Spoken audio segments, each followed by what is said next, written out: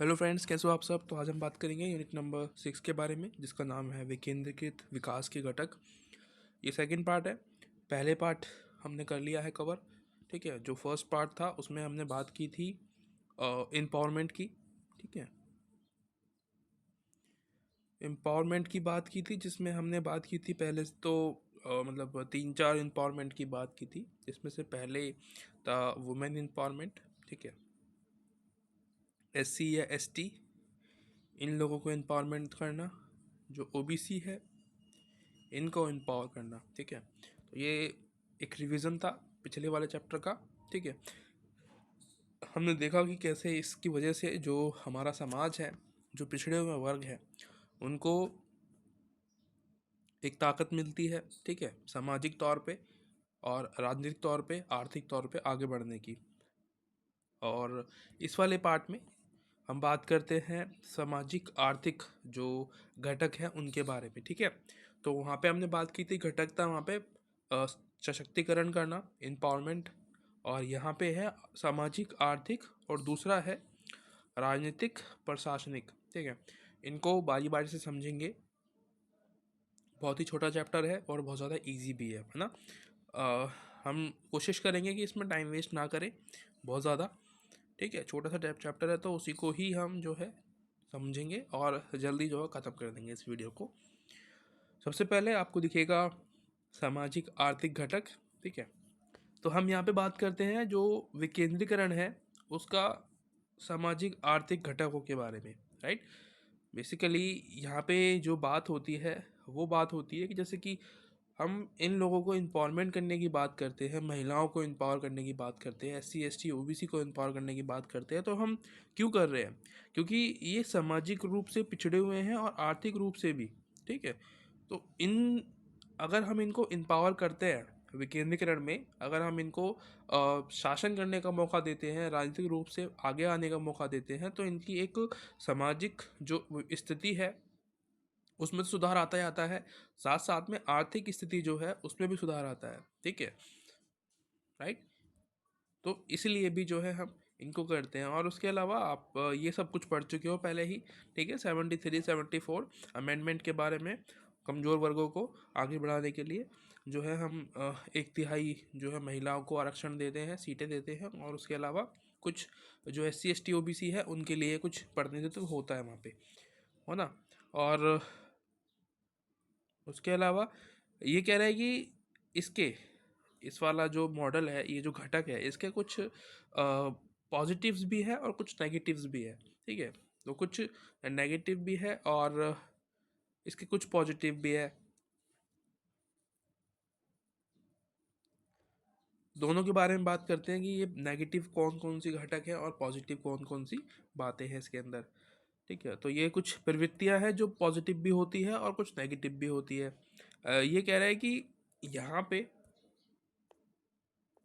क्या होता है कि जो शिक्षा है, ठीक है, क्योंकि हमने देखा कि भाई जो पिछड़े वर्ग है, महिलाएं हैं, इनको शिक्षा नहीं दी गई है ना। शुरू से ही इनको जो है शोषण इनका किया गया और शिक्षा से दूर रखा गया जानबूझ के, ताकि ये अगर ये शिक्षित हो गए तो सवाल पूछेंगे। ठीक है, और उन सवालों का जवाब उनके पास नहीं होगा। ठीक है, जो बड़ी बड़ी जो कास्ट है उनके बारे में।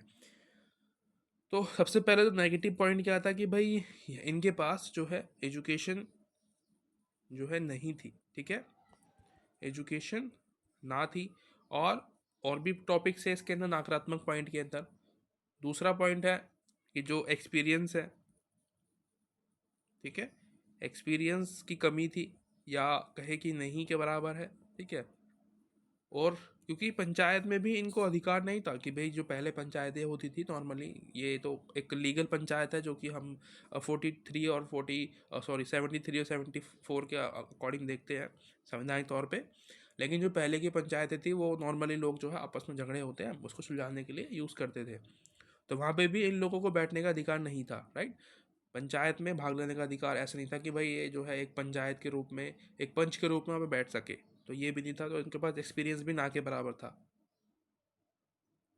और क्या होता है कि जैसे कि नकारात्मक पॉइंट में एक और चीज़ आती है, ये जो जो मेल्स होते हैं ना, वो क्या करते हैं कि अपनी जो राजनीतिक इच्छाएं हैं, ठीक है, कि उनको एक लीडर बनना था, इसको पूरा करने के लिए वो महिलाओं की जो सीट जो रिजर्व है हमारे पास 1/3, है ना, उस पर खड़ा कर देते हैं अपनी घर में से। जैसे कि अपनी वाइफ को खड़ा कर देंगे, ठीक है, अपनी जो बेटी होती है, डॉटर, उसको खड़ा कर देंगे, या फिर जो भतीजी होती है, ठीक है, नीज या नीफ्यू जो बोलते हैं, उनको खड़ा कर देते हैं। तो इससे क्या होता है कि खड़ी तो हुआ होती है, नाम उनका चल रहा है, लेकिन पीछे से जो काम कर रहा है वो पुरुष कर रहा है वहाँ पे, ठीक है। तो इनडायरेक्टली जो काम करता है, जो निर्णय लेता है, उसकी जगह पे, उस महिला की जगह पे वो पुरुष लेता है। तो अपनी एक राजनीतिक इच्छाओं को पूरा करने के लिए ये जो पुरुष है ये इस्तेमाल करते हैं महिलाओं का। तो ये नेगेटिव पॉइंट हो गए। अब बात करते हैं पॉजिटिव पॉइंट्स की, ठीक है, यहीं पे बात कर लेते हैं। वैसे नीचे पॉइंट्स लिखे हुए हैं, मैं आपको दिखा दूंगा, टेंशन मत लेना। तो पॉजिटिव पॉइंट्स में क्या होता है कि जो महिलाएं हैं उनका जो आत्मविश्वास है, ठीक है, आत्मविश्वास में बढ़ोतरी होती है, ठीक है। आत्मविश्वास बढ़ेगा क्योंकि भाई जब वो प्रतिनिधित्व करेंगी, राजनीति में आएंगी, तो आत्मविश्वास बढ़ेगा कहीं ना कहीं। अब एक बार ऐसा भी होगा कि भाई उनको खुद से जो है निर्णय लेने का मौका मिलेगा, ठीक है, डिसीजन जो है वो खुद भी ले पाएंगी। एक दिन ऐसा आएगा जब वो अपने लिए लड़ना शुरू कर देंगी। उसके अलावा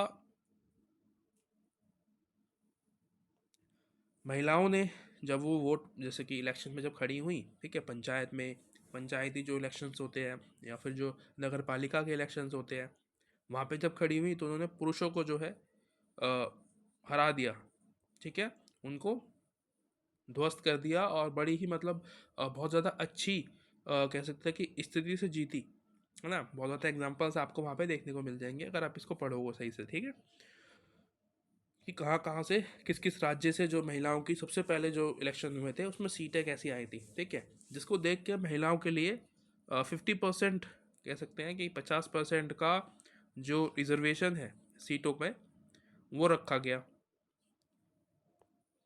क्योंकि प्रतिनिधित्व जो था वो अच्छा हो गया था, और इसकी वजह से। और यहाँ पे एक दो टॉपिक और आते हैं, जैसे कि सेल्फ हेल्प ग्रुप, ठीक है। तो ये भी देखने को मिलते हैं।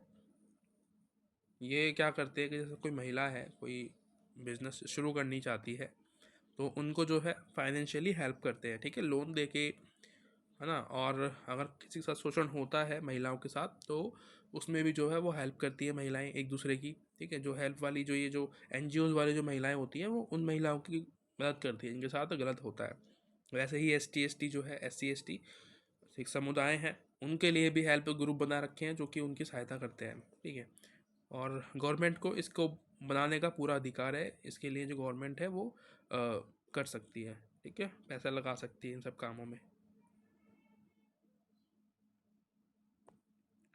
तो ये सारे टॉपिक्स थे। यहाँ पे जो देखो, जो जो रेड पेन में है, ये वाले तो है नेगेटिव पॉइंट्स जितने भी मैंने आपको दिखा रखे हैं, ठीक है। और ये जो इस वाले कलर में है, ठीक है, ये बैगनी कलर बोलते हैं ना इसको, ब्लू। तो जो ब्लू कलर में है इसके पॉजिटिव पॉइंट्स हैं, ठीक है। नेगेटिव पॉइंट रेड में है, पॉजिटिव पॉइंट्स जो है वो ब्लू में है। जो मैंने आपको बताए हैं ये वही है, इसमें कुछ अलग नहीं है। उसके अलावा ये आप दूसरा पॉइंट आता है कि विकेंद्रीकरण का राजनीतिक और प्रशासनिक घटक। यहाँ पे एक स्टेटमेंट आ रही है महात्मा गांधी जी की, ठीक है। वो कह रहे हैं कि महात्मा गांधी के सपनों को साकार करने और विकेंद्रीकृत विकास को सफल बनाने के लिए राज्य सरकार के लिए यह महत्वपूर्ण है और आवश्यक है कि 73 और 74 जो अमेंडमेंट्स है, इसके अधिनियमों के प्रावधानों को ईमानदारी से लागू करे, ठीक है। यानी कि जो गांधी जी थे वो शुरू से ही इन सब के पक्ष में थे, ठीक है। तो ये आप याद रखना, ये आपके काम की चीज़ है कि जो गांधी है, महात्मा गांधी, वो ये जो स्थानीय जो संस्थाएं हैं, जो गवर्नमेंट है, उसके पक्ष में थे, ठीक है। अब आप पूछोगे विपक्ष में कौन थे, तो जैसे कि डॉक्टर भीमराव अम्बेडकर है, तो वो उनके विपक्ष में थे, ठीक है, इसके विपक्ष में थे। वो नहीं चाहते थे कि ये सब जो है, ये वाली जो संस्थाएं हैं ये आए। इसका मतलब ये नहीं कि वो ये नहीं चाहते कि महिलाओं को बढ़ावा मिले, या फिर जो जो पिछड़ी जाति के लोग हैं उनके लिए कुछ अच्छा हो, नहीं। इसकी वजह जो थी वो कुछ और थी, जो इसमें नहीं लिखी है, हमारे टॉपिक में नहीं है, तो हम नहीं पढ़ रहे हैं, ठीक है। लिखी होती तो मैं आपको बताता कि क्यों जो है वो पक्ष में नहीं थे इन सब के। ये मैंने इसलिए बता दिया ताकि कुछ एक्स्ट्रा हल्की सी नॉलेज आपके पास आ जाए, बाकी इतना ज़रूरी भी नहीं है ये सब जानना। कह रहा है कि जो उत्तरदायित्व है उसको बढ़ाने के लिए जो है हमने इस व्यवस्था को अपनाया, जो हम जिसको हम राजनीतिक प्रशासनिक व्यवस्था कह रहे हैं, घटक कह रहे हैं, विकेंद्रीकरण को जो है एक सही तरीके से काम करने के लिए, यानी कि जो सेंट्रलाइजेशन है उसको सही करने के लिए हमने राजनीतिक जो प्रशासनिक व्यवस्था है, जो घटक है, उसको अच्छा करने के लिए ये उत्तरदायित्व जो है ये इम्पोर्टेंट होता है।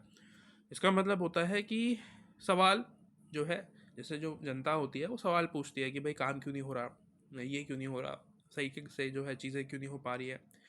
तो जो स्थानीय निकाय हैं, ठीक है, इनको ये जिम्मेदारी सौंपी जाए कि ये लोगों से, अगर लोग कुछ बता रहे हैं, ठीक है, अपनी जो समस्याएं हैं उनको सुना रहे हैं, तो वो उनको सुनना चाहिए। ना कि इलेक्शन के टाइम पे जब ये वोट लेने का टाइम आता है 5 साल में एक बार, तो सबके पैर छूते हैं, चरणों में जो है गिर जाते हैं, है ना। अभी इलेक्शंस जो है आने वाले हैं, तो एक चुटकुला सा आया था वहाँ पे, ठीक है, उसमें लिखा हुआ था कि जो इलेक्शंस है वो 2 चरणों में होंगे, पहले वो आपके चरणों में, फिर आप उनके चरणों में। तो ये होता है जब आप एक अच्छे व्यक्ति को वोट नहीं देते हैं ना, पैसों के नाम पे वोट देते हैं या धर्म के नाम पे वोट देते हैं, तो ऐसा होता है, ठीक है, चरणों में गिरते हो फिर आप उनके इलेक्शन के बाद। पहले तो वो आपके गिर रहे होते हैं, फिर बाद में आप उनके गिर रहे होते हो। तो अगर इलेक्शन में किसी को जिताना है तो जो वोट देना है आपको वो एजुकेशन के नाम पे देना है, ठीक है, कि जो जो नेता है वो एजुकेशन की बात करता है, हेल्थ इंफ्रास्ट्रक्चर की बात करता है, आपको नौकरियां देने की बात करता है, उसको वोट देना है, ठीक है। लालच में आके कि भाई राशन फ्री देंगे, ये फ्री देंगे, उसके चक्कर में ना करें वोट, ठीक है। तो ये तो रहा एक नैतिक सूचना आप लोगों के लिए। तो ये उत्तरदायित्व जो है, इसको मतलब सवाल जवाब कह सकते हो आप, ठीक है। ये जो उत्तरदायित्व है ये इस चीज़ को बढ़ावा देना, ठीक है, ताकि जो नेता है उससे हम सवाल कर सके। उसके बाद ये कह रहा है कि जो एमएलएज होते हैं, एमपी होते हैं, इनका भी बहुत बड़ा एक योगदान होता है, ठीक है, स्थानीय निकायों में।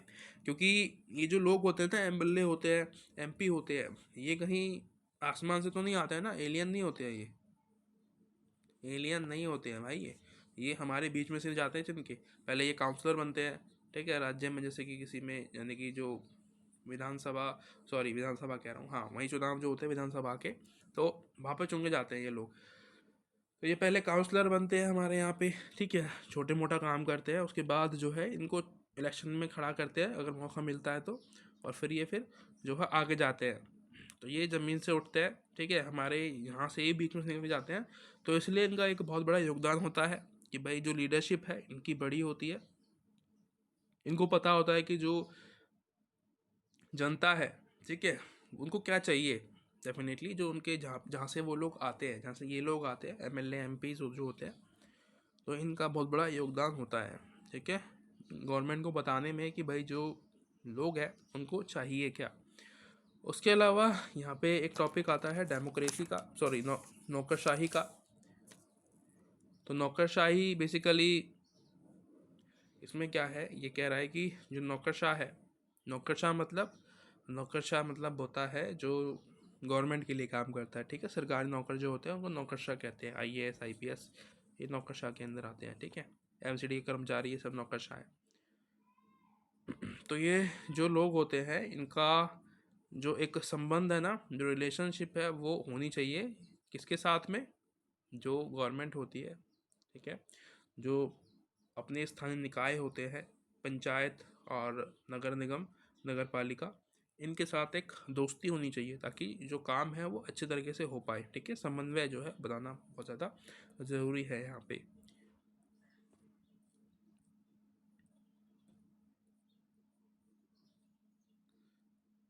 और एक टॉपिक ये पढ़ा रहा हूँ मैं लास्ट में, बस इसके बाद एक और साथ लास्ट में बचेगा टॉपिक बड़ा सा, वो बता दूंगा, उसके बाद वीडियो ख़त्म हो जाएगी। कह रहा है कि जिला ग्रामीण विकास अभिकरण की भूमिका। यहाँ पे ये देखो, ये जो विकास अभिकरण है ये बेसिकली क्या काम करते हैं, जैसे कि गरीबी है, इसको हटाने के लिए कैंपेन चलाएंगे, विरोध करेंगे गरीबी का, ठीक है, एजुकेशन के लिए करेंगे, है ना, और जो लिंग भेद होता है, ठीक है, जेंडर अनइक्वलिटी को जो है कम करने की बात करते हैं। तो ये सब चीज़ें जो है गांव में इनको कम करने के लिए, पॉजिटिविटी लाने के लिए ये काम करते हैं, ठीक है, इनके विकास के लिए काम करते हैं, समाज के विकास के लिए। और इसके बाद एक टॉपिक और रह रहा है ये वाला, ये बेसिकली जो भी हमने पढ़ा है अभी तक उन सब चीज़ों को मजबूत बनाने के लिए ये कुछ उपाय बताएगा आपको कि भाई जो विकेंद्रीकरण है, ठीक है, जो एक व्यवस्था है उसको मजबूत बनाने के लिए हम क्या कर सकते हैं, है ना। जो भी हमने पढ़ा कि भाई सामाजिक और आर्थिक जो घटक पढ़े हैं आपने, जो राजनीतिक प्रशासनिक घटक पढ़े हैं, इनको मजबूत करने के लिए क्या क्या हम काम कर सकते हैं, ठीक है। सबसे पहला कह रहा है कि ये सबसे पहला काम करता है कि जो शक्तियाँ होती है, ठीक है, जो पावर्स होती है उसको सब में डिवाइड कर देता है कि भाई सबको पता चल जाए कि किसको कितने कितनी, किसके पास कितनी कितनी पावर्स है, ठीक है, किसके पास क्या क्या करने के दायित्व हैं, किसको क्या क्या करना है। इससे क्या होता है कि जो एक क्या बोलते हैं निरंतरता है काम में वो बनी रहती है, ठीक है। लोगों के बीच में खटास नहीं आती कि भाई ये मेरा काम कर रहा है, ठीक है। एक दूसरे के काम में टांग अड़ाना जो है वहाँ पे ख़त्म सा हो जाता है, ठीक है, नहीं करते फिर। उसके अलावा यहाँ पे प्रतियोगिता समाप्त करने की बात करते हैं कि भाई जो दोनों संस्थाएं हैं, है ना, हम बात करते हैं इसकी या इसकी, तो इनके बीच में जो कंपटीशन है उसको ख़त्म करना, ठीक है, ये बात करता है। उसके अलावा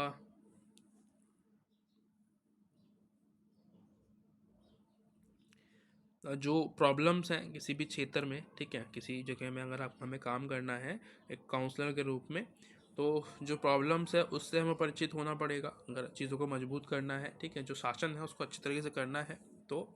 और जो उत्तरदायित्व है जो हमने पढ़ा था वहाँ पे, उसको हमें लेके आना पड़ेगा कि भाई जो सवाल जवाब है वो हम सरकार से, ठीक है, कर सकें, ठीक। तो ये सब सारी चीज़ें जो हैं इसके अंदर आपको समझनी है और इन सब चीज़ों को याद रखना है, ठीक। तो ये चैप्टर ख़त्म हो गया है। मिलते हैं अगली वीडियो में। अगर वीडियो अच्छी लगी हो तो आप लाइक सब्सक्राइब कर सकते हो। Thank you so much, bye bye.